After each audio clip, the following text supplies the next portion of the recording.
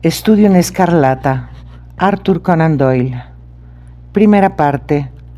Reimpresión de las memorias de John H. Watson, doctor en medicina y oficial retirado del Cuerpo de Sanidad. Capítulo 1. Mr. Sherlock Holmes.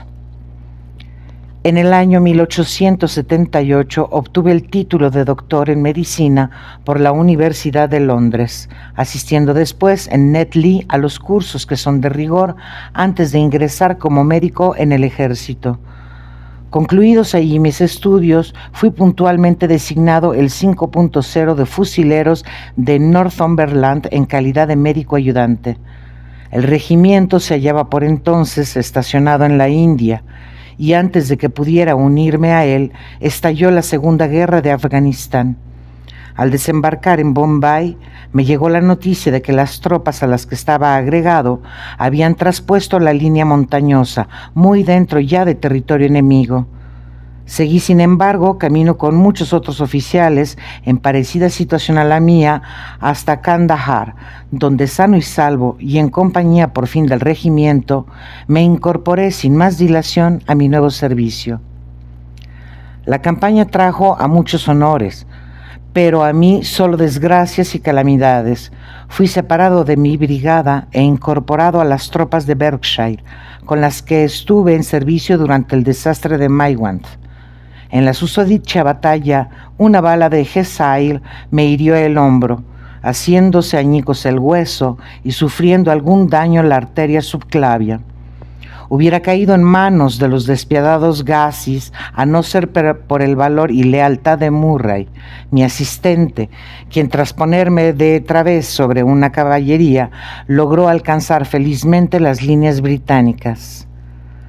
Agotado por el dolor y en un estado de gran debilidad, junto a un nutrido convoy de maltrechos compañeros de infortunio, al hospital de la base de Peshawar. Ahí me rehice y estaba ya lo bastante sano para dar alguna que otra vuelta por las salas y orearme de tiempo en tiempo en la terraza, cuando caí víctima del tifus, el azote de nuestras posesiones indias. Durante meses no se dio un ardite por mi vida, y una vez vuelto al conocimiento de las cosas e iniciada la convalecencia, me sentí tan extenuado y con tan pocas fuerzas que el consejo médico determinó sin más mi inmediato retorno a Inglaterra. Despachado en el transporte militar Orontes, al mes de travesía toqué tierra en Portsmouth, con la salud mal parada para siempre, y 9 meses de plazo sufragados por un gobierno paternal para probar a remediarla. No tenía en Inglaterra ni parientes ni amigos y era, por tanto, libre como una alondra, es decir, todo lo libre que cabe ser con un ingreso diario de 11 chelines y medio. Hallándome en semejante coyuntura, gravité naturalmente hacia Londres, sumidero enorme donde van a dar de manera fatal cuantos desocupados y haraganes contiene el imperio.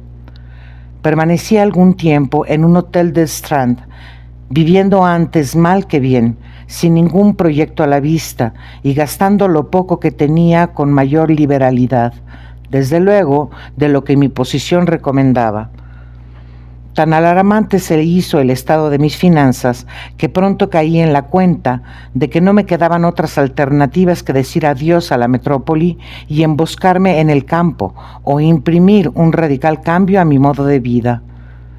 Elegido el segundo camino, principié por hacerme a la idea de dejar el hotel y sentar mis reales en un lugar menos caro y pretencioso. No había pasado un día de semejante decisión cuando, hallándome en el Criterion Bar, alguien me puso la mano en el hombro, mano que al dar media vuelta reconocí como perteneciente al joven Stamford, el antiguo practicante a mis órdenes en el Barts. La vista de una cara amiga en la jungla londoniense resulta en verdad de gran consuelo al hombre solitario.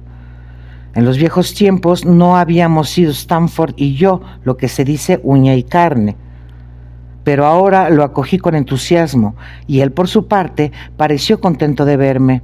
En ese arrebato de alegría lo invité a que almorzara conmigo en el Holborn y juntos subimos a un coche de caballos. ¿Pero qué ha sido de usted, Watson?, me preguntó sin embozar su sorpresa, mientras el traqueteante vehículo se abría camino por las pobladas calles de Londres. Está delgado como un arenque y más negro que una nuez. Le hice un breve resumen de mis aventuras y apenas si había concluido cuando llegamos a destino. «Pobre de usted», dijo en tono conmiserativo al escuchar mis penalidades. «¿Y qué proyectos tiene?» «Busco alojamiento», repuse. «Quiero ver si me las arreglo para vivir en un precio razonable». «Cosa extraña», comentó mi compañero. «Es usted la segunda persona que ha empleado esas palabras el día de hoy». «¿Y quién fue la primera?», pregunté. «Un tipo que está trabajando en el laboratorio de química en el hospital. Andaba quejándose esta mañana de no tener a nadie con quien compartir ciertas habitaciones que ha encontrado, bonitas a lo que parece, si bien de precio demasiado abultado para su bolsillo». «¡Demonio!», exclamé. «Si realmente está dispuesto a dividir el gasto y las habitaciones, soy el hombre que necesita. Prefiero tener un compañero antes que vivir solo». El joven Stamford, el vaso en mano, me miró de forma un tanto extraña. «No conoce todavía a Sherlock Holmes», dijo. «Podría llegar a la conclusión de que no es exactamente el tipo de persona que a uno le gustaría tener siempre por vecino». «¿Sí? ¿Qué habla en contra suya?» «Oh, en ningún momento he sostenido que haya nada en contra de él. Se trata de un hombre de ideas un tanto peculiares, un entusiasta de algunas ramas de la ciencia. Hasta donde se me alcanza, no es mala persona». «¿Naturalmente sigue la carrera médica?», inquirí. «No, nada sé de sus proyectos. Creo que anda versado en anatomía y es un químico de primera clase, pero según mis informes, no ha asistido sistemáticamente a ningún curso de medicina. Persigue en el estudio rutas extremadamente dispares y excéntricas. Si bien ha hecho acopio de una cantidad tal y tan desusada de conocimientos que quedarían atónitos no pocos de sus profesores». «¿Le ha preguntado alguna vez qué se trae entre manos?» «No, no es hombre que se deje llevar fácilmente a confidencias, aunque puede resultar comunicativo cuando está en vena». «Me gustaría conocerle», dije. «Si he de partir la vivienda con alguien, prefiero que sea una persona tranquila y consagrada al estudio. No me siento aún lo bastante fuerte para sufrir mucho alboroto o una excesiva agitación. Afganistán me ha dispensado ambas cosas en grado suficiente para lo que me resta de vida. ¿Cómo podría entrar en contacto con este amigo de usted?» «Ha de hallarse seguro en el laboratorio», repuso mi compañero. «O se ausenta de él durante semanas o entra por la mañana para no dejarlo hasta la noche. Si usted quiere, podemos llegarnos allí después del almuerzo». «Desde luego», contesté, y la conversación tiró por otros derroteros. Una vez fuera de Holborn y rumbo ya al laboratorio, Stamford añadió algunos detalles sobre el caballero que llevaba trazas de convertirse en mi futuro coinquilino. «Sepa exculparme si no llega a un acuerdo con él», dijo. «Nuestro trato se reduce a unos cuantos y ocasionales encuentros en el laboratorio. Ha sido usted quien ha propuesto este arreglo, de modo que quedo exento de toda responsabilidad. Si no congeniamos, bastará con que cada cual siga su camino», repuse. «Me da la sensación, Stamford», añadí mirando fijamente a mi compañero, «de que tiene usted razones para querer lavarse las manos de este negocio. Tan formidable es la destemplanza de nuestro hombre». Hablé sin reparos. «No es cosa sencilla expresar lo inexpresable», repuso riendo.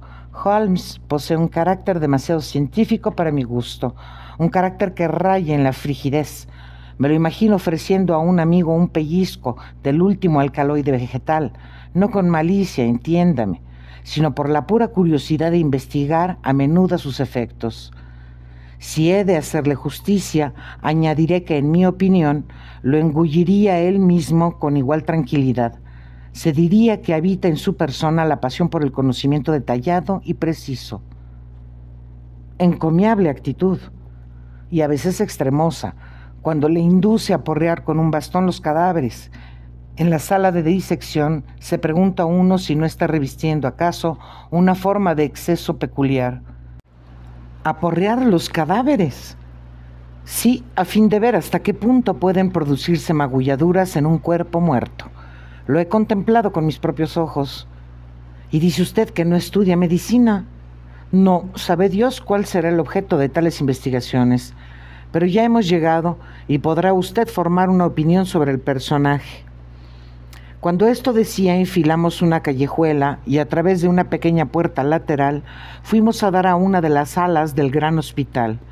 Siéndome el terreno familiar, no precisé guía para seguir mi itinerario por la lúgubre escalera de piedra y a través luego del largo pasillo de paredes encaladas y puertas color castaño. Casi al otro extremo, un corredor abovedado y de poca altura torcía hacia uno de los lados, conduciendo al laboratorio de química. Era esta una habitación de elevado techo, llena toda de frascos que se alineaban a lo largo de las paredes o yacían desperdigados por el suelo. Aquí y allá aparecían unas mesas bajas y anchas, erizadas de retortas, tubos de ensayo y pequeñas lámparas Bunsen con su azul y ondulante lengua de fuego. En la habitación hacía guardia un solitario estudiante que, absorto en su trabajo, se inclinaba sobre una mesa apartada. Al escuchar nuestros pasos volvió la cabeza y, saltando en pie, dejó oír una exclamación en júbilo. Ya lo tengo, gritó a mi acompañante mientras corría hacia nosotros con un tubo de ensayo en la mano.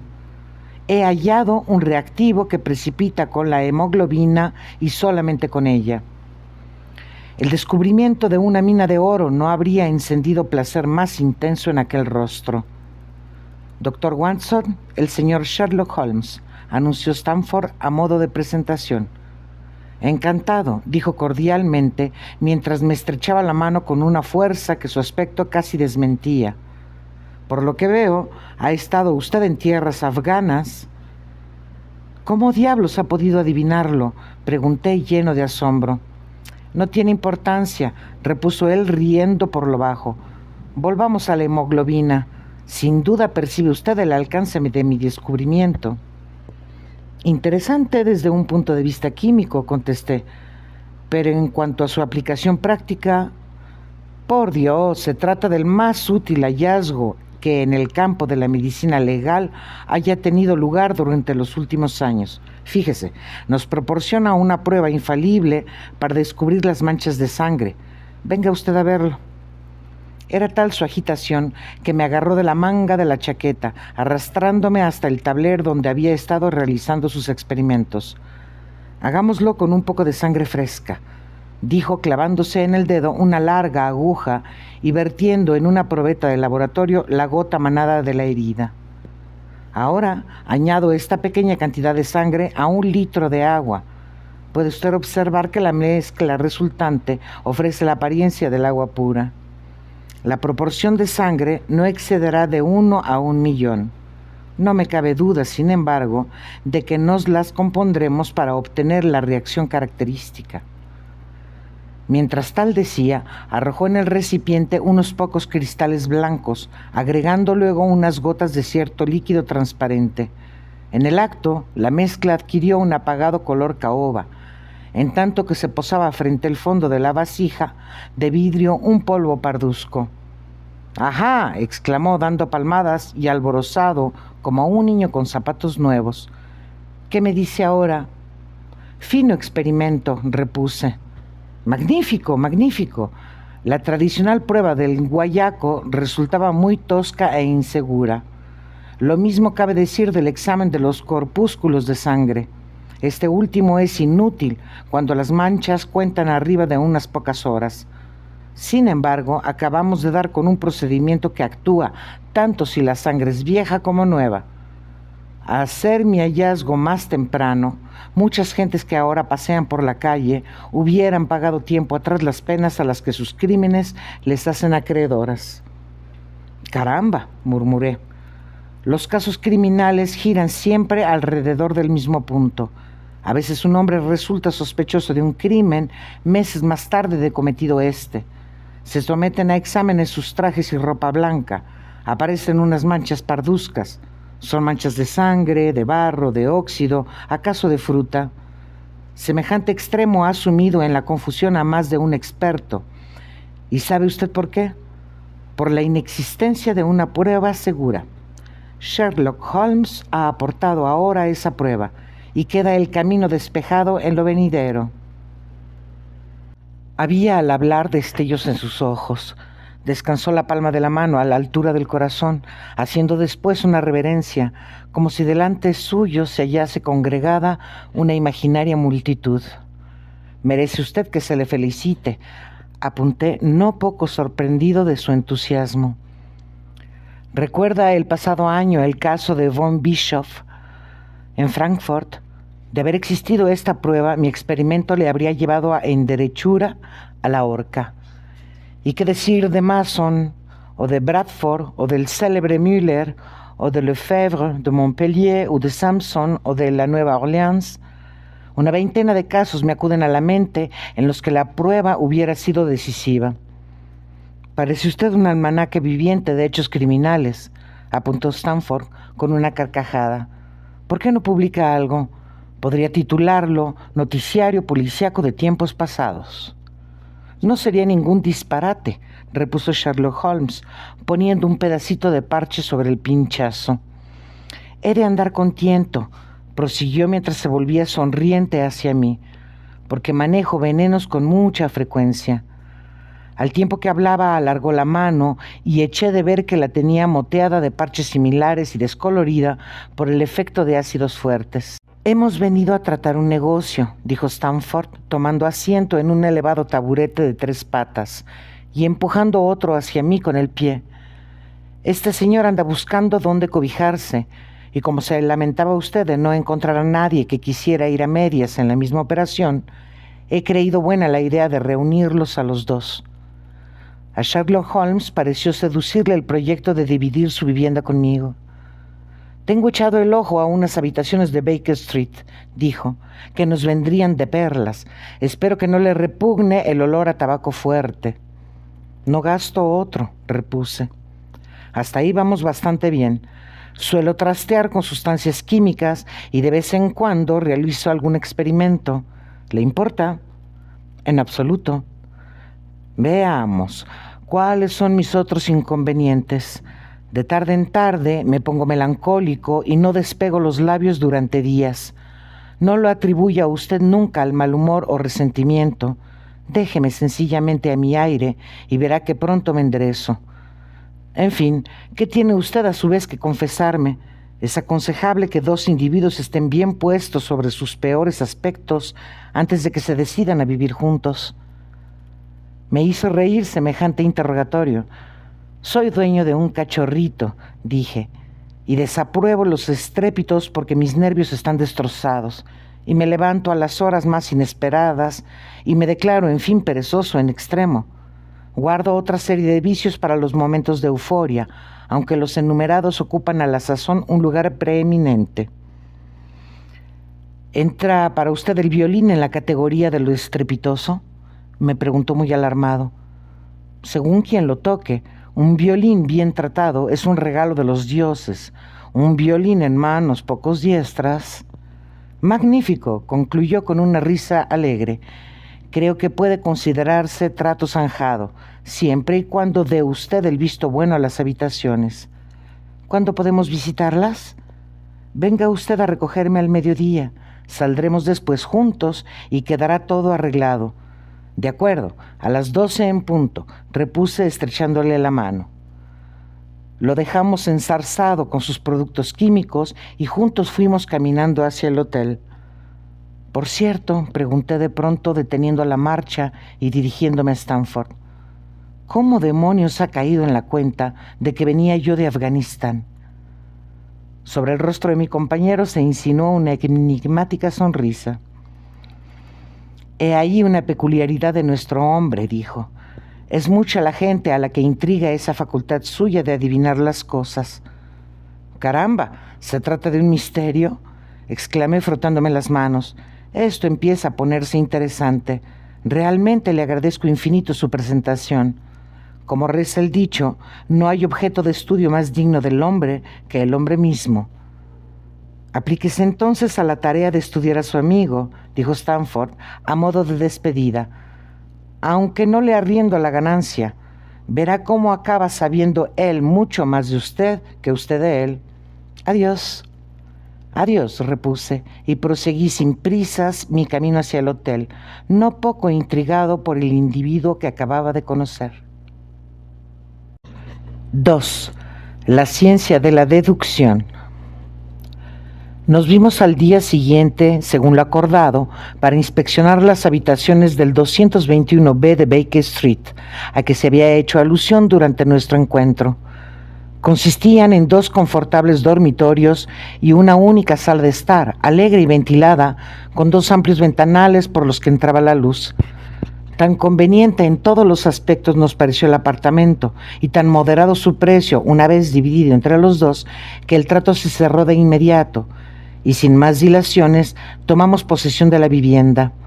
Esa misma tarde procedí a mudar mis pertenencias del hotel a la casa, y a la otra mañana Sherlock Holmes hizo lo correspondiente con las suyas, presentándose con un equipaje compuesto de maletas y múltiples cajas. Durante 1 o 2 días nos entregamos a la tarea de desembalar las cosas y colocarlas lo mejor posible. Salvado semejante trámite, fue ya cuestión de hacerse al paisaje circundante e ir echando raíces nuevas. No resultaba ciertamente Holmes hombre de difícil convivencia. Sus maneras eran suaves y sus hábitos regulares. Pocas veces le sorprendían las 10 de la noche fuera de la cama, e indefectiblemente al levantarme yo por la mañana había ya tomado el desayuno y enfilado la calle. Algunos de sus días transcurrían íntegros en el laboratorio de química o en la sala de disección, destinado otros ocasionalmente a largos paseos que parecían llevarle hasta los barrios más bajos de la ciudad. Cuando se apoderaba de él la fiebre del trabajo, era capaz de desplegar una energía sin parangón, pero a trechos y con puntualidad fatal caía en un extraño estado de abulia y entonces durante días permanecía extendido sobre el sofá de la sala de estar sin mover apenas un músculo o pronunciar palabra de la mañana a la noche. En tales ocasiones no dejaba de percibir en sus ojos cierta expresión perdida y como ausente, que a no ser por la templanza y la limpieza de su vida toda, me habría atrevido a imputar el efecto de algún narcótico. Conforme pasaban las semanas, mi interés por él y la curiosidad que su proyecto de vida suscitaban en mí fueron haciéndose cada vez más patentes y profundos. Su misma apariencia y aspecto externos eran a propósito para llamar la atención del más casual observador. En altura andaba antes por encima que por debajo de los 6 pies, aunque la delgadez extrema exageraba considerablemente su estatura. Los ojos eran agudos y penetrantes, salvo en los periodos de sopor a que he aludido, y su fina nariz de ave rapaz le daba no sé qué aire de viveza y determinación. La barbilla también prominente y maciza delataba en su dueño un hombre de firmes resoluciones. Las manos aparecían siempre manchadas de tinta y distintos productos químicos, siendo sin embargo de una exquisita delicadeza, como innumerables veces eché de ver por el modo en que manejaba Holmes sus frágiles instrumentos de física. ¿Acaso el lector me esté calificando ya de entrometido impertinente en vista de lo mucho que este hombre excitaba mi curiosidad y de la solicitud impertinente con que procuraba vencer yo la reserva en que se hallaba envuelto todo lo que a él concernía?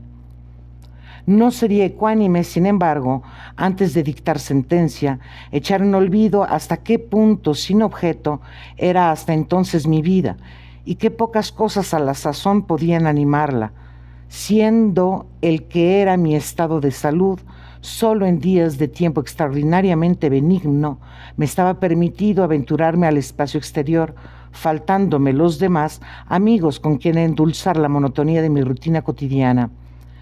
En semejantes circunstancias acogí casi con entusiasmo el pequeño misterio que rodeaba a mi compañero, así como la oportunidad de matar el tiempo probando a develarlo. No seguía la carrera médica.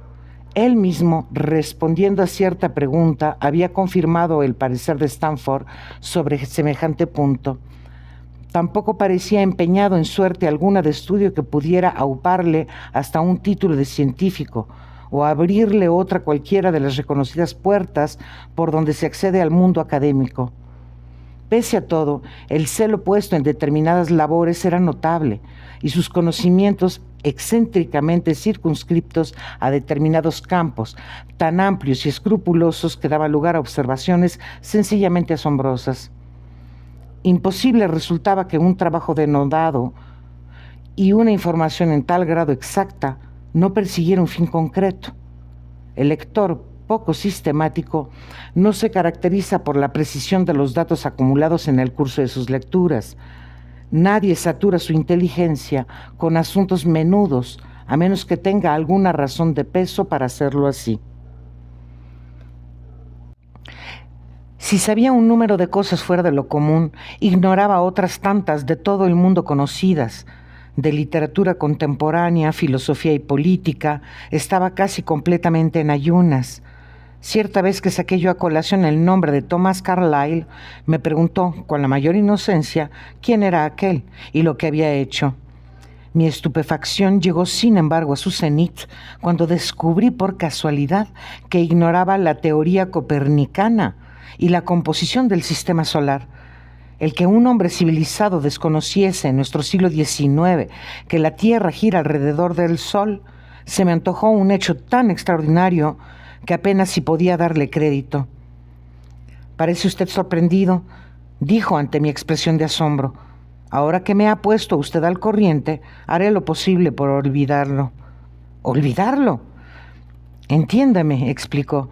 «Considero que el cerebro de cada cual es como una pequeña pieza vacía que vamos amueblando con elementos de nuestra elección. Un necio echa mano de cuanto encuentra a su paso, de modo que el conocimiento que pudiera serle útil o no encuentra cabida, o en el mejor de los casos, se halla tan revuelto con las demás cosas que resulta difícil dar con él. El operario hábil selecciona con sumo cuidado el contenido de ese vano disponible que es su cabeza. Solo de herramientas útiles se compondrá su arsenal, pero éstas serán abundantes y estarán en perfecto estado. Constituye un grave error suponer que las paredes de la pequeña habitación son elásticas o capaces de dilatarse indefinidamente. A partir de cierto punto, cada nuevo dato añadido desplaza necesariamente a otro que ya poseíamos. Resulta, por tanto, de inestimable importancia vigilar que los hechos inútiles no arrebaten espacio a los útiles. «Sí, pero el sistema solar», protesté. «¿Y qué se me da a mí el sistema solar?», interrumpió ya impacientado. «Dice usted que giramos en torno al Sol. Que lo hiciéramos alrededor de la Luna no afectaría un ápice a cuanto soy o hago».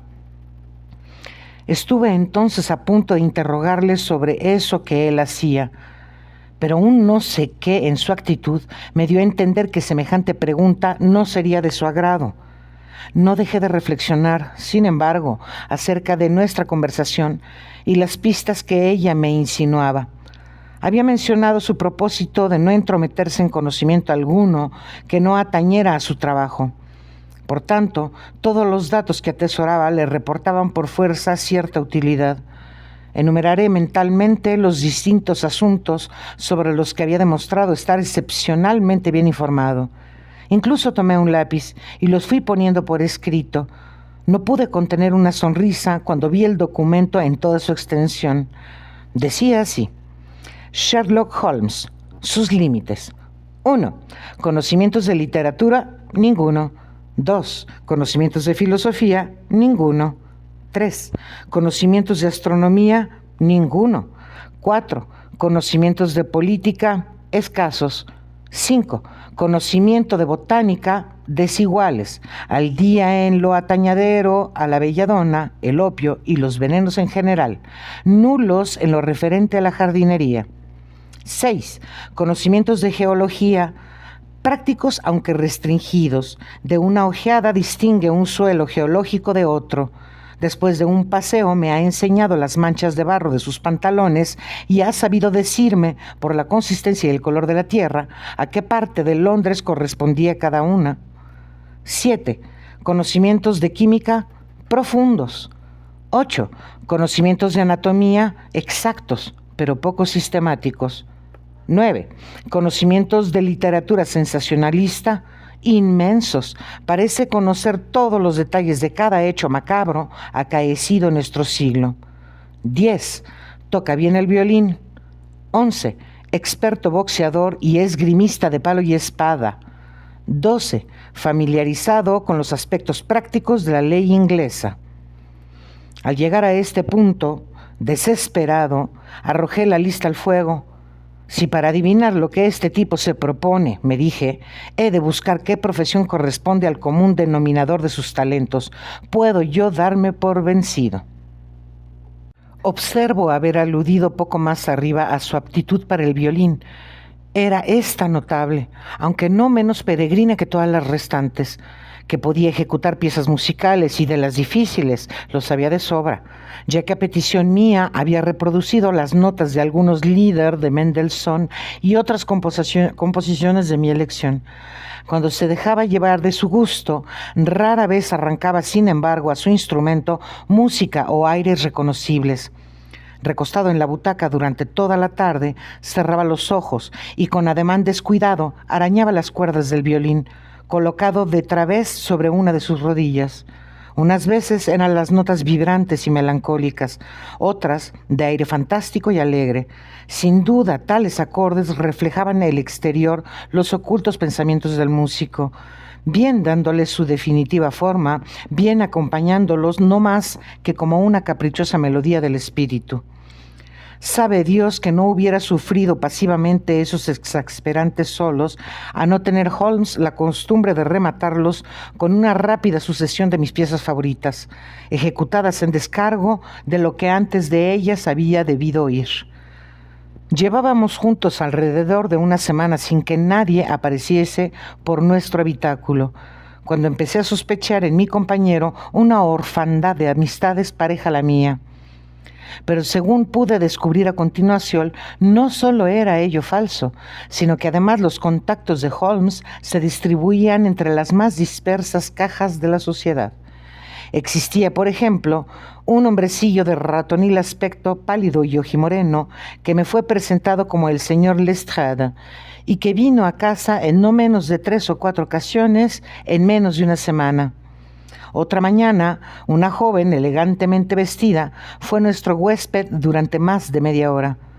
A la noche sucedió por la noche un tipo harapiento y de cabeza cana, la clásica estampa del buhonero judío, que parecía hallarse sobre ascuas y que a su vez dejó paso a una raída y provecta señora. Un día estuvo mi compañero departiendo con cierto caballero anciano y de melena blanca como la nieve. Otro recibió un mozo de cuerda que venía con su uniforme de pana. Cuando alguno de los miembros de esta abigarrada comunidad solía Holmes suplicarme el usufructo de la sala y yo me retiraba entonces a mi dormitorio, jamás dejó de disculparse por el trastorno que de semejante modo me causaba. Tengo que utilizar esta habitación como oficina, decía, y la gente que entra en ella constituye mi clientela. ¿Qué mejor momento para interrogarle a quemarropa? Sin embargo, me vi siempre sujeto por el recato de no querer forzar la confidencia ajena. Imaginé que algo le impedía dejar al descubierto ese aspecto de su vida, cosa que pronto me desmintió él mismo, yendo derecho al asunto sin el menor requerimiento por mi parte.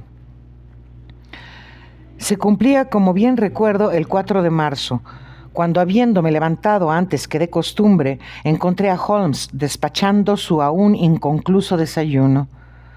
Tan hecha estaba la patrona a mis hábitos poco madrugadores que no hallé ni el plato aparejado ni el café dispuesto. Con la característica y nada razonable petulancia del común de los mortales, llamé entonces al timbre y anuncié muy cortante que esperaba mi ración. Acto seguido, tomé un periódico de la mesa e intenté distraer con él el tiempo mientras mi compañero terminaba en silencio su tostada. El encabezamiento de uno de los artículos estaba subrayado en rojo, y a él, naturalmente, dirigí en primer lugar mi atención. Sobre la raya encarnada aparecían estas ampulosas palabras: el libro de la vida, y a ella seguía una demostración de las innumerables que a cualquiera le sería dado deducir, no más que sometiendo a examen preciso y sistemático los acontecimientos de que el azar le hiciese testigo. El escrito se me antojó una extraña mezcolanza de agudeza y disparate. A sólidas y apretadas razones sucedían inferencias en exceso audaces o exageradas. Afirmaba el autor poder adentrarse guiado de señales tan someras como un gesto, el estremecimiento de un músculo o la mirada de unos ojos en los más escondidos pensamientos de otro hombre. Según él, la simulación y el engaño resultaban impracticables delante de un individuo avesado al análisis y a la observación.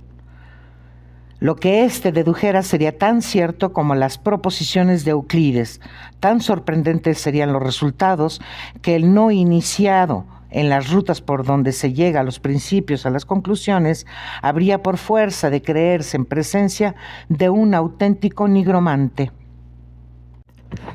A partir de una gota de agua, decía el autor, cabría el lógico establecer la posible existencia de un océano Atlántico o unas cataratas del Niágara, aunque ni de lo uno ni de lo otro hubiese tenido jamás la más mínima noticia. La vida toda es una gran cadena cuya naturaleza se manifiesta a la sola vista de un eslabón aislado. A la semejanza de otros oficios, la ciencia de la deducción y el análisis exige en su ejecutante un estudio prolongado y paciente, no habiendo vida humana tan larga que en el curso de ella quepa a nadie alcanzar la perfección máxima de que el arte deductivo es susceptible. Antes de poner sobre el tapete los aspectos morales y psicológicos de más bulto que esta materia suscita, descenderé a resolver algunos problemas elementales.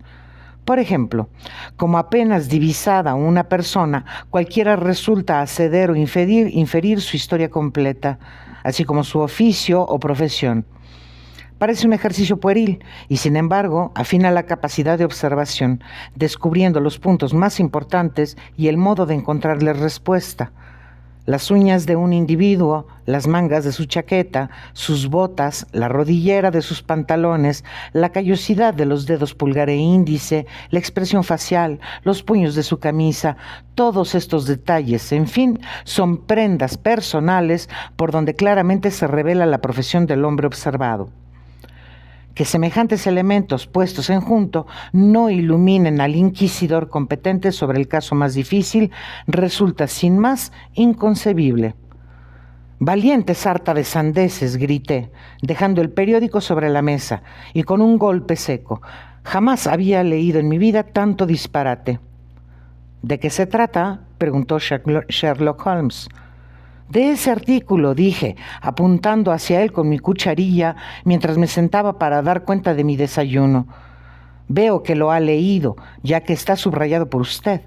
No niego habilidad al escritor, pero me subleva lo que dice. Se trata a ojos vista de uno de esos divagadores de profesión a los que entusiasma elucubrar preciosas paradojas en la soledad de sus despachos. Pura teoría. ¿Quién lo viera encerrado en el metro, en el vagón de tercera clase, frente a frente de los pasajeros, y puesta a la tarea de ir adivinando las profesiones de cada uno? Apostaría 1 a 1000 en contra suya. ¿Perdería usted su dinero?, repuso Holmes tranquilamente. En cuanto al artículo, es mío. ¿Suyo? Sí, soy aficionado tanto a la observación como a la deducción. Esas teorías expuestas en el periódico y que a usted se le antojan tan quiméricas, vienen en realidad a ser extremadamente prácticas hasta el punto que de ellas vivo. ¿Cómo?, pregunté involuntariamente. Tengo un oficio muy particular, sospecho que único en el mundo. Soy detective asesor. Verá, ahora lo que ello significa. En Londres abundan los detectives comisionados por el gobierno, y no son menos los privados. Cuando uno de ellos no sabe muy bien por dónde anda, acude a mí, y yo lo coloco entonces sobre la pista. Suelen presentarme toda la evidencia de que disponen, a partir de la cual, y con la ayuda de mi conocimiento de la historia criminal, me las arreglo decentemente para enseñarles el camino. Existe un fuerte aire de familia entre los distintos hechos delictivos, y si se dominan a la menuda los 1000 primeros, no resulta difícil descifrar el que contempla el número 1001. Lestrade es un detective bien conocido. No hace mucho se enredó en un caso de falsificación y, hallándose un tanto desorientado, vino aquí a pedir consejo. ¿Y los demás visitantes? Proceden en la mayoría de agencias privadas de investigación. Son gente que está a oscuras sobre algún asunto y acude a buscar un poco de luz. Atiendo a su relato, doy mi opinión y presento la minuta. ¿Pretende usted decirme, atajé, que sin salir de esta habitación se las compone para poner en claro lo que otros, en contacto directo con las cosas e impuestos sobre todos sus detalles, solo ven a medias? Exactamente. Poseo en ese sentido una especie de intuición. De cuando en cuando surge un caso más complicado, y entonces es menester ponerse en movimiento y echar alguna que otra ojeada. ¿Sabe usted que he atesorado una cantidad respetable de datos fuera de lo común? Este conocimiento facilita extraordinariamente mi tarea. Las reglas deductivas por mí sentadas en el artículo que acaba de suscitar su desdén me prestan además un inestimable servicio. La capacidad de observación constituye en mi caso una segunda naturaleza. Pareció usted sorprendido cuando, nada más conocerlo, observé que había estado en Afganistán. Alguien se lo dijo, sin duda. En absoluto. Me constaba esa procedencia suya de Afganistán. El hábito bien afirmado imprime a los pensamientos una tan rápida y fluida continuidad que me vi abocado a la conclusión sin que llegaran a hacerse siquiera manifiestos los pasos intermedios. Estos, sin embargo, tuvieron su debido lugar. Helos aquí puestos en orden. Hay delante de mí un individuo con aspecto de médico y militar a un tiempo. Luego se trata de un médico militar. Acaba de llegar del trópico porque la tez de su cara es oscura y ese no es el color suyo natural, como se ve por la piel de sus muñecas. Según lo pregona su macilento, ha experimentado sufrimientos y enfermedades. Le han herido el brazo izquierdo, lo mantiene erguido y de manera forzada. ¿En qué lugar del trópico es posible que haya sufrido un médico militar semejantes contrariedades, recibiendo además una herida en el brazo? Evidentemente en Afganistán.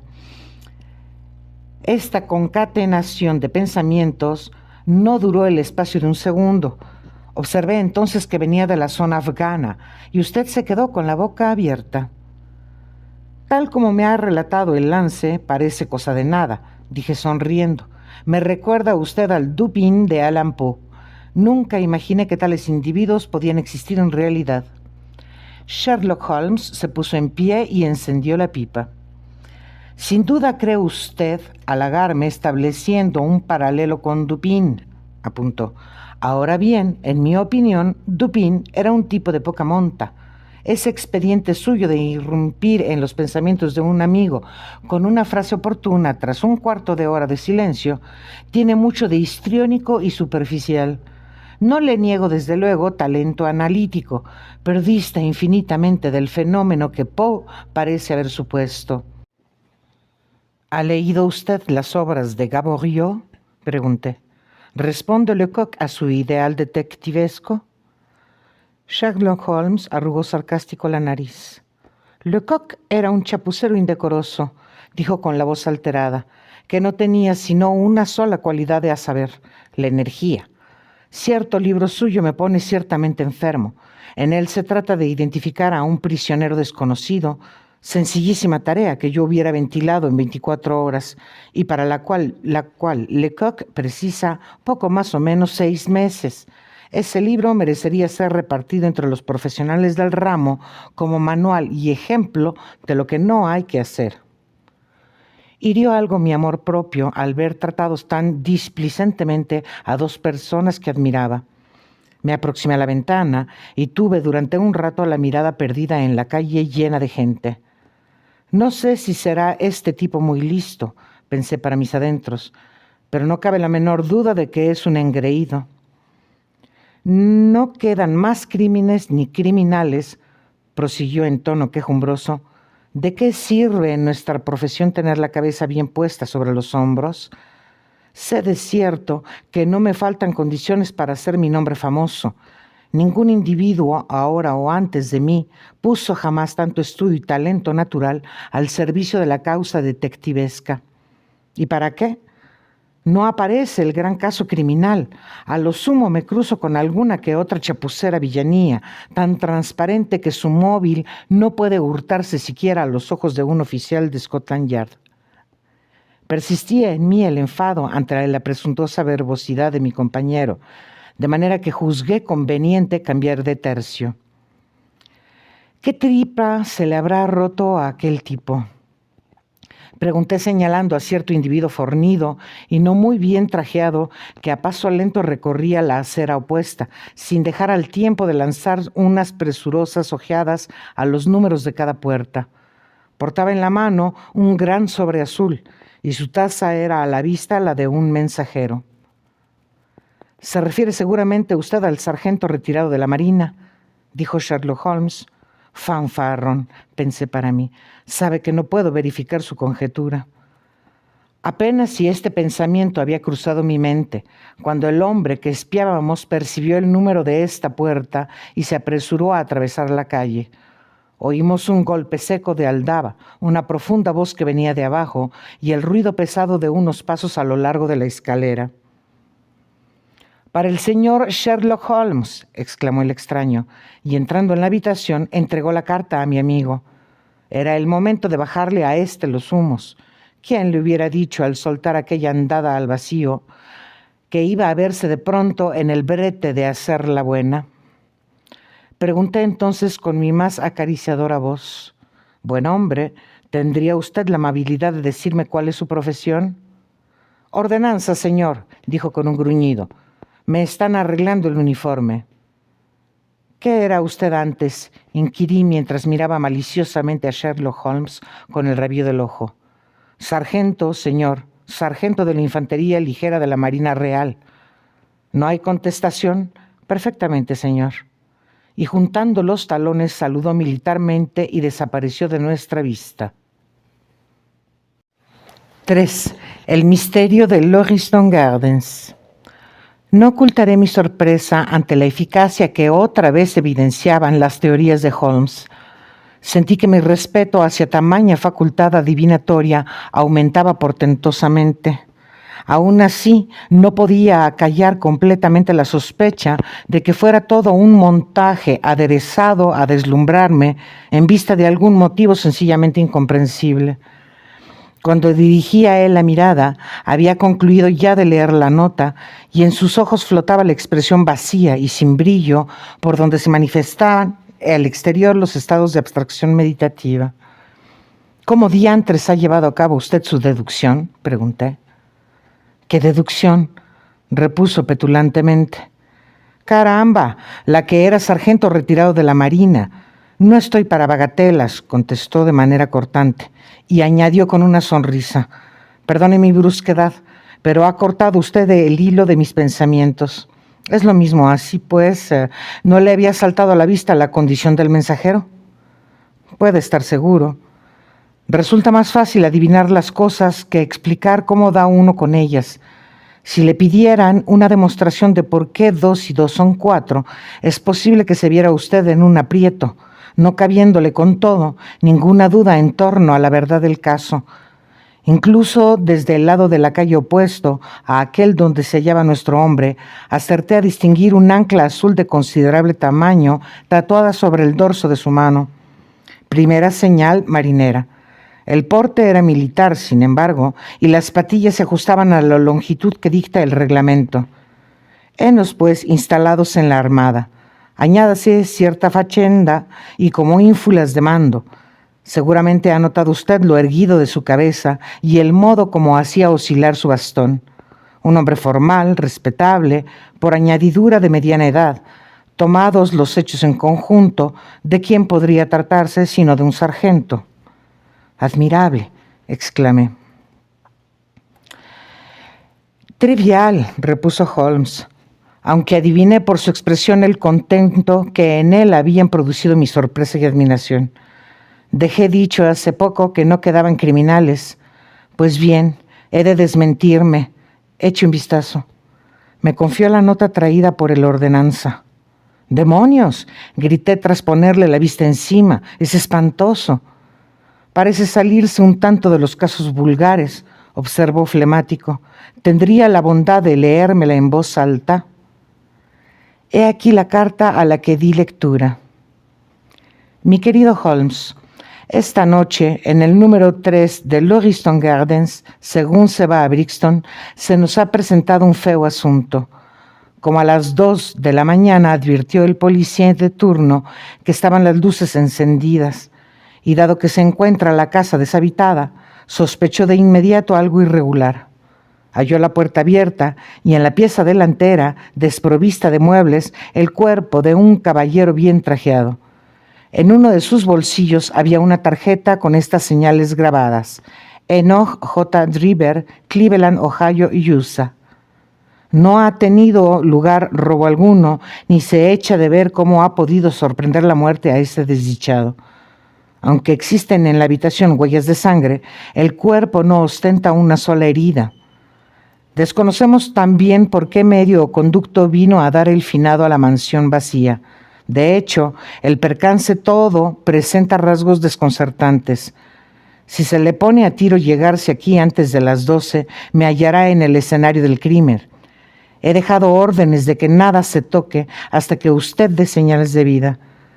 Si no pudiera acudir, le explicaría el caso más circunstancialmente, en la esperanza de que me concediese el favor de su dictamen. Tobias Gregson. Gregson es el más despierto de los inspectores de Scotland Yard, apuntó mi amigo. Él y Lestrade constituyen la flor innata de un pelotón de torpes. Despliegan ambos rapidez y energía, mas son convencionales en grado sorprendente. Por añadidura, se tienen puesta mutuamente la proa. En puntos celos no les va a la zaga la damisela más presumida, y como uno y otro decidan tirar de la manta, la cosa va a resultar divertida. No podía contener mi sorpresa ante la calma negligente con que iba Sherlock Holmes desgranando sus observaciones. «Desde luego no hay un momento que perder», exclamé. «¿Le parece que llame ahora mismo un coche de caballos?» No sé qué decirle. Soy el hombre más perezoso que imaginarse pueda. Cuando me da por ahí, naturalmente, porque llegado el caso, también sé andar a la carrera. ¿No era esta la ocasión que tanto esperaba? ¿Y qué más da, hombre de Dios? En el supuesto de que me las componga para desenredar la madeja, no le quepa duda de que serán Gregson, Lestrade y compañía quienes se lleven los laureles. He ahí lo malo de ir uno por su cuenta. Le ha suplicado a su ayuda. En efecto, me sabe superior y en privado lo reconoce, mas antes se dejaría cortar la lengua que admitir esa superioridad en público. Sin embargo, podemos ir a echar un vistazo. Haré las cosas a mi modo y cuando menos podré reírme a costa de ellos. En marcha. Se puso el gabán a toda prisa, dando muestras, según se movía de un lado a otro, de que a la desgana anterior había sucedido una etapa de euforia. «No olvide su sombrero», dijo. «¿Desea usted que le acompañe?» Sí, no se le ocurre nada mejor que hacer». Un momento después nos hallábamos instalados en un coche, en rápida carrera hacia el camino de Brixton. Se trataba de una de esas mañanas brumosas en que los cendales de niebla, suspendidos sobre los tejados y azoteas, parecen copiar el sucio barro callejero. Estaba Holmes de excelente humor, no cesando de abundar en asuntos tales como los violines de Cremona o la diferencia que media entre un Stradivarius y un Amati. En cuanto a mí, no abrí la boca, ya que el tiempo melancólico y el asunto fúnebre que nos solicitaba no era a propósito para levantarle a uno el ánimo. «Parece usted tener el pensamiento muy lejos del caso que se trae entre manos», dije al cabo, interrumpiendo la cháchara musical de Holmes. Faltan datos, repuso. Es un error capital precipitarse a edificar teorías cuando no se haya aún reunida toda la evidencia, porque suele salir entonces el juicio combado según los caprichos de la suposición primera. Los datos no van a hacerse esperar, observé extendiendo el índice. Esta calle es la de Brixton y aquella la casa, a lo que parece. En efecto, pare, cochero, pare. Unas 100 yardas nos separaban de nuestro destino, pese a lo cual Holmes porfió en apearse del coche y hacer andando lo que restaba del camino. El número 3 de Lauriston Gardens ofreció un aspecto entre amenazador y siniestro. Formaba parte de un grupo de 4 inmuebles, sitos algo a trasmano de la carretera, 2 de ellos habitados y vacíos los restantes. Las fachadas de estos últimos estaban guarnecidas de 3 melancólicas hileras de ventanas, tan polvorientas y cegadas que no habría resultado fácil distinguir unas de otras, a no ser porque de trecho en trecho podía verse, como una catarata crecida en la oquedad de un ojo, el cartel de «Se alquila». Unos jardincillos salpicados de cierta vegetación anémica y escasa ponían tierra entre la calle y los portales, a los que se accedía por unos senderos estrechos compuestos por una sustancia amarillenta que parecía ser mezcla de arcilla y grava. La lluvia caída durante la noche había convertido el paraje en un barrizal. El jardín se hallaba ceñido por un muro de ladrillo de 3 pies de altura y somero remate de madera. Sobre este cercado o empalizada descansaba sin acidez un guardia, rodeado de un pequeño grupo de curiosos, quienes, castigando inútilmente la vista y el cuello, hacían lo imposible por alcanzar el interior del recinto. Yo había imaginado que Sherlock Holmes entraría de galope en el edificio para aplicarse sin un momento de pérdida al estudio de aquel misterio. Nada más lejos, aparentemente, de su propósito. Con un aire negligente que, dada la circunstancia, rayaba en la afectación, recorrió varias veces despacioso lo largo de la carretera, lanzando miradas un tanto ausentes al suelo, al cielo, las casas fronteras y a la valla de madera. Acabado que hubo semejante examen, se dio a seguir palmo a palmo el sendero, fijos los ojos en la tierra. 2 veces se detuvo y una de ellas le vi sonreírse, a la par de que de sus labios escapaba un murmullo de satisfacción. Se apreciaban sobre el suelo arcilloso varias improntas de pasos, pero como quiera que la policía había estado yendo y viniendo, no alcanzaba yo a comprender de qué utilidad podían resultar tales huellas a mi amigo. Con todo esto, en vista de las extraordinarias pruebas de facultad perceptiva que poco antes me había dado, no me cabía la menor duda de que a sus ojos se hallaban presentes mucho más indicios de que a los míos. En la puerta nos tropezamos a un hombre alto y pálido, de cabellera casi blanca por lo rubia, el cual, apenas vernos, llevaba en la mano un cuaderno de notas, se precipitó hacia Sherlock Holmes, haciendo efusivamente su diestra. «Le agradezco que haya venido», dijo. «Todo está como lo encontré». «Excepto esto», repuso Holmes, señalando el sendero. Una manada de búfalos no habría obrado mayor confusión, aunque sin duda supongo, Gregson, que ya tenía usted hecha una composición del lugar cuando permitió semejante estropicio. La tarea del interior de la casa no me ha dejado sosiego para nada», dijo evasivamente el detective. «Mi colega, el señor Lestrade, se encuentra aquí. A él había confiado las demás cosas». Holmes dirigió los ojos hacia mí y enarcó sardónico las cejas. «Con 2 tipos como usted y Lestrade en la brecha, no sé qué va a pintar aquí una tercera persona», repuso. Halagado, Gregson frotó una mano contra la otra. «Creo que hemos hecho todo lo hacedero», dijo. «Aunque tratándose de un caso extraño, imaginé que le interesaría echar un vistazo». «¿Se llegó usted hasta aquí en coche?», preguntó Sherlock Holmes. «No». «¿Tampoco Lestrade?» «Tampoco». «Vamos entonces a dar una vuelta por la habitación». Tras este extemporáneo enunciado, entró a la casa seguido de Gregson, en cuyo rostro se dibujaba la más completa sorpresa. Un corto pasillo polvoriento y con el entarimado desnudo conducía a la cocina y demás dependencias. 2 puertas se abrían a sendos lados. Uno llevaba evidentemente varias semanas cerrada. La otra daba al comedor, escenario del misterioso hecho ocurrido. Ahí se dirigió Holmes, y yo detrás de él, presa el corazón del cauteloso sentimiento que siempre inspira la muerte. Se trataba de una gran pieza cuadrada, cuyo tamaño aparecía magnificado por la absoluta ausencia de muebles. Un papel vulgar y chillón ornaba los tabiques, enmohecido a trechos y deteriorado de madera que las tiras desgarradas y colgantes dejaban de vez en cuando al desnudo el rancio yeso subyacente. Frente por frente de la puerta había una ostentosa chimenea, rematada por una repisa que quería figurar mármol blanco. A uno de los lados de la repisa se erguía el muñón rojo de una vela de cera. Solo una ventana se abría en aquellos muros, tan sucia que la luz por ella filtrada, tenue e incierta, daba a todo un tinte grisáceo, intensificado por la espesa capa de polvo que cubría la estancia. De estos detalles que aquí pongo me percaté más tarde. Por lo pronto mi atención se vio solicitada por la triste, solitaria e inmóvil figura que yacía extendida sobre el entarimado, fijos los ojos inexpresivos y ciegos en el techo sin color.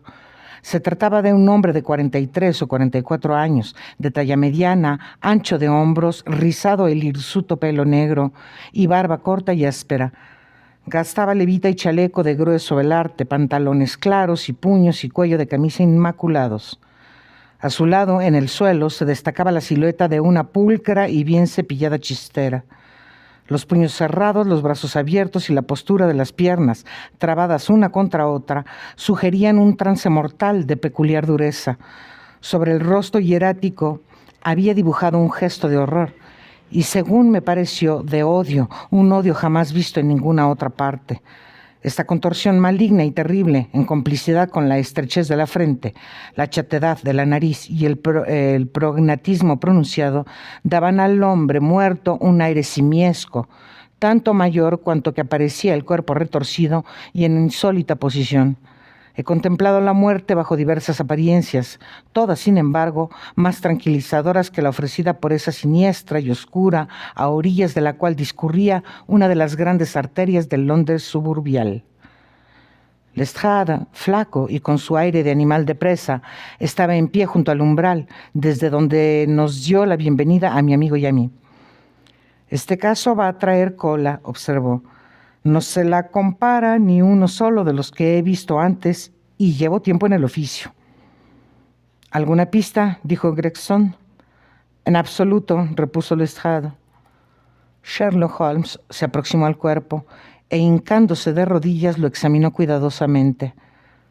«¿Están seguros de que no tiene ninguna herida?», inquirió al tiempo que señalaba una serie de manchas y salpicaduras de sangre en torno al cadáver. «Desde luego», clamaron los detectives. «Entonces cae de por sí que esta sangre pertenece a un segundo individuo, al asesino, en el supuesto de que se haya perpetrado un asesinato.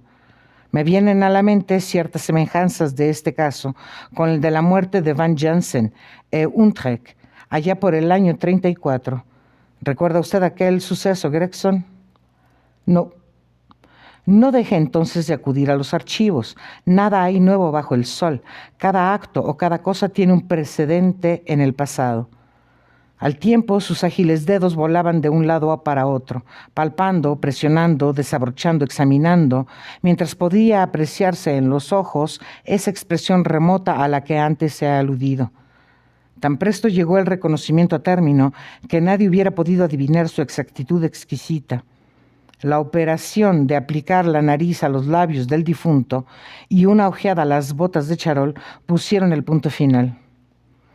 «Me dicen que el cuerpo no ha sido desplazado», señaló interrogativamente. «Lo mínimo necesario para el fin de nuestras pesquisas». «Pueden llevarlo ya al depósito de cadáveres», dijo Holmes. «Aquí hay nada más que hacer». Gregson disponía de una camilla y 4 hombres. A su llamada penetraron en la habitación y el extraño fue aupado del suelo y conducido afuera. Cuando lo alzaban se oyó el tintineo de un anillo que rodó sobre el pavimento. Lestrade, tras haberse hecho con la alhaja, le dirigió una mirada llena de confusión. «En la habitación ha estado una mujer», observó. Este anillo de boda pertenece a una mujer. Y mientras así decía, nos mostraba en la palma de la mano el objeto hallado.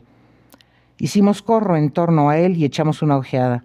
Saltaba a la vista que el escueto aro de oro había adornado un día la mano de una novia. Se nos complica el asunto, dijo Gregson, y sabe Dios que no era antes sencillo. ¿Está seguro de que no se simplifica?, repuso Holmes. Veamos, no va a progresar mucho usted con esa mirada de pasmo. ¿Encontraron algo en los bolsillos del muerto? Está todo ahí, dijo Gregson, señalando unos cuantos objetos reunidos en montón sobre uno de los primeros peldaños de la escalera. Un reloj de oro, número 97173 de la casa Barrault de Londres. Una cadena de lo mismo, muy maciza y pesada. Un anillo también de oro que ostenta el emblema de la masonería. Un alfiler de oro en cuyo remate figura la cabeza de un bulldog con 2 rubíes a modo de ojos. Tarjetero de piel de Rusia con unas cartulinas a nombre de Enoch J. Drever de Cleveland, título que corresponde a las iniciales EJD bordadas en la ropa blanca. No hay monedero, aunque sí dinero suelto por un montante de 7 libras 13 chelines.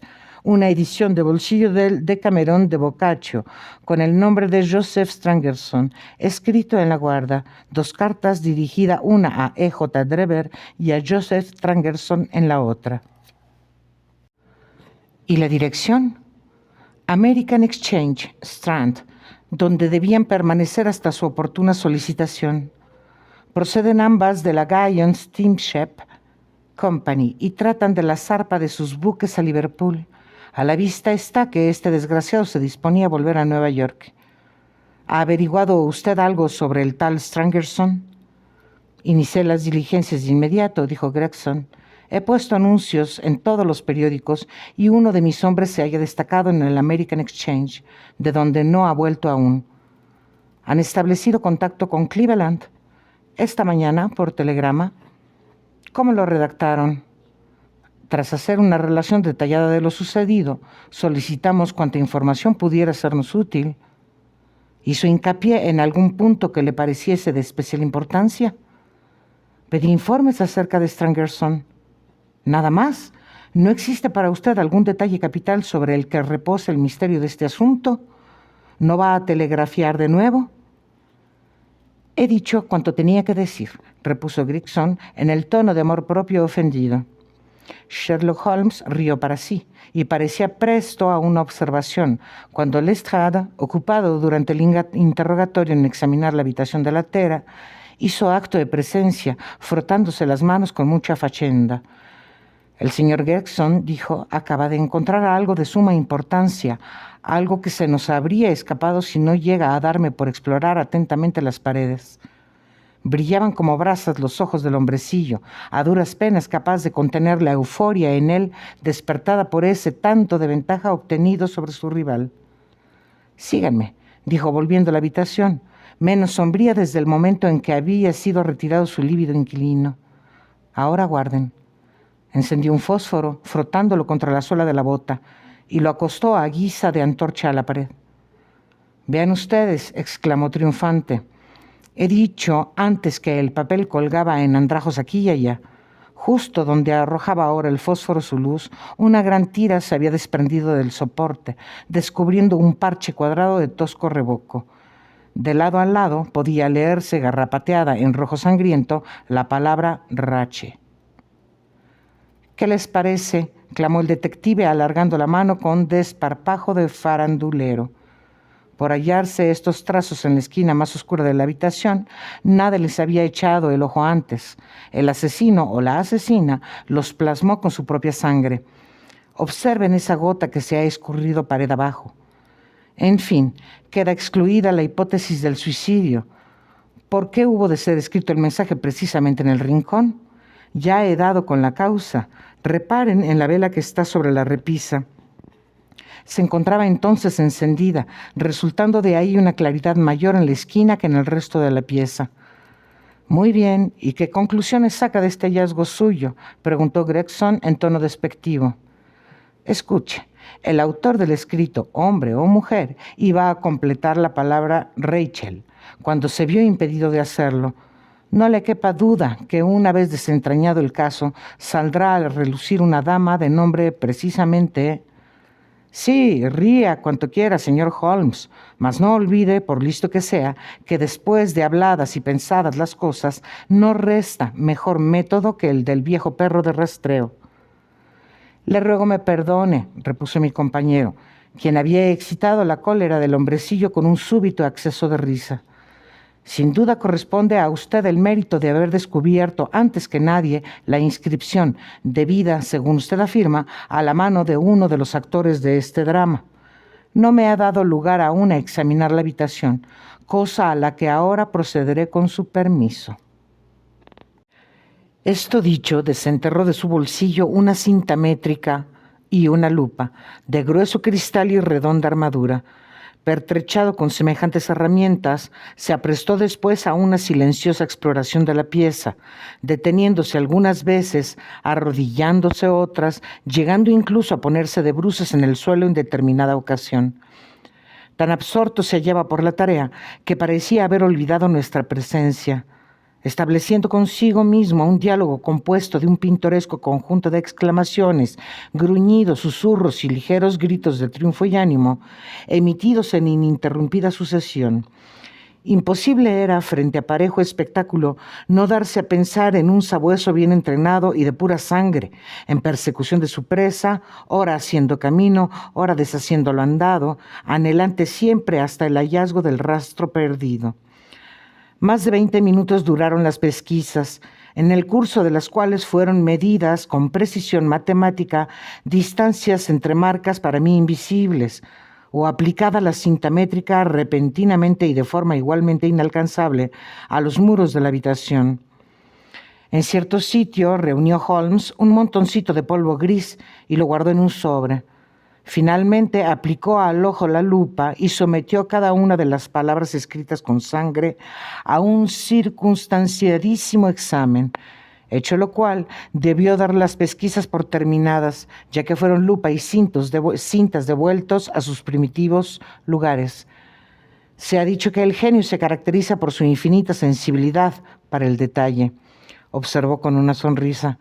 La definición es muy mala, pero rige en lo tocante al oficio detectivesco. Gregson y Lestrade habían seguido las maniobras de su compañero amateur con notable curiosidad y un punto de desdén. Evidentemente ignoraban aún, como yo había ignorado hasta poco antes, que los más insignificantes ademanes de Sherlock Holmes iban enderezados siempre a un fin práctico y definido. ¿Cuál es su dictamen?, inquirieron a coro. ¿Me creen capaz de menoscabar su mérito, osando iluminarles sobre el caso?, repuso mi amigo. Están ustedes llevándolo muy diestramente, y sería una pena inmiscuirse. No necesito decir la hiriente ironía de estas palabras. Si tienen ustedes en lo sucesivo la bondad de confiarme la naturaleza de sus investigaciones, prosiguió, me placerá ayudarles en la medida de mis fuerzas. Entretanto, sería conveniente cruzar unas palabras con el policía que halló el cadáver. ¿Podría saber su nombre y dirección? Lestrade consultó un libro de notas. John Rains, dijo. Está ahora fuera de servicio. Puede encontrarle en el 46 de Audley Court, Kennington Park Gates. Holmes tomó nota de la dirección. Venga, doctor, añadió, vayamos a echar un vistazo a nuestro hombre. En cuanto a ustedes, dijo volviéndose hacia los policías, les haré saber algo que acaso sea de su incumbencia. Existe un asesinato cometido, para más señas, por un hombre. Mide más de 1,80, se halla en la flor de la vida, tiene pie pequeño para su altura, llevaba a la sazón unas botas bastas de punta cuadrada y estaba fumando un cigarro puro tipo Trichinopoly. Llegó aquí con su víctima en un carruaje de 4 ruedas, tirado por un caballo con 3 cascos viejos y uno nuevo. El de la pata delantera derecha. Probablemente el asesino es de faz rubicunda y ostenta en la mano diestra unas uñas de peculiar longitud. No son muchos los datos, aunque pueden resultar de alguna ayuda. Lestrade y Gregson intercambiaron una sonrisa de incredulidad. Suponiendo que se haya producido un asesinato, ¿cómo llegó a ser ejecutado?, preguntó el primero. Veneno, repuso cortante Sherlock Holmes, y se dirigió hacia la puerta. Otra cosa, Lestrade, añadió antes de salir. Rache es palabra alemana que significa venganza, de modo que no pierda el tiempo buscando a una dama de ese nombre. Disipada la última andanada, dejó la habitación y con ella a los dos boquiabiertos rivales.